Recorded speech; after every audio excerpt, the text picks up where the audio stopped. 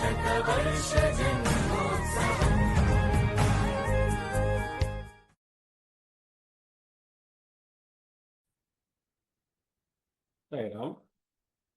ഇന്ന് നമ്മൾ പഠിക്കുന്നത് വ്യത്യസ്ത രീതിയിലുള്ള കണക്കാണ്. അതായത് ഞാൻ 16% ലാഭത്തില് ഒരു പുസ്തകം വിറ്റു.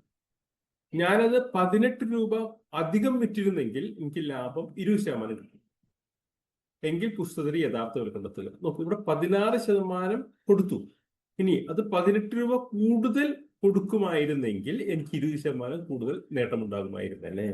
ഇയാള് 18 രൂപ കൂടുതൽ കൊടുത്തിട്ടില്ല, 20% നേട്ടം ഉണ്ടായിട്ടില്ല, 16% തന്നെ കൊടുത്തു. അപ്പോ 20% കിട്ടുന്നതിന് വേണ്ടി 18 രൂപ കൂടുതൽ വേണം. ഓക്കെ, അപ്പൊ നമ്മൾ ശ്രദ്ധിക്കേണ്ടത്, നമ്മൾ പരമ്പരാഗത രീതി വിട്ടിട്ട് ഇങ്ങനെ ചിന്തിക്കുക. അതായത് ഷോർട്ട് മെത്തേഡ്. 20%-ന് 16 രൂപയാണ് വേണ്ടത്. സോറി, 20% ലാഭം കിട്ടുമായിരുന്നേ.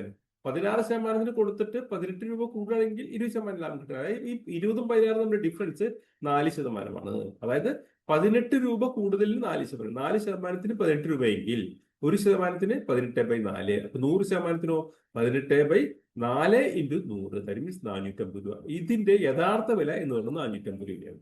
ഓക്കെ, ഏറ്റവും ഷോർട്ടസ്റ്റ് മെത്തേഡ്. അതായത് 16%-ന് പുസ്തകം വിറ്റ് വളർന്നു. പക്ഷേ 18 രൂപ കൂടുതൽ വാങ്ങിച്ചുവെങ്കിൽ അദ്ദേഹത്തിന് 20% ലാഭം ഉണ്ടായിരുന്നു. ഇപ്പൊ ഈ 16ഉം 20% നമ്മുടെ ഡിഫറൻറ്റ് ആണ് 18 രൂപ.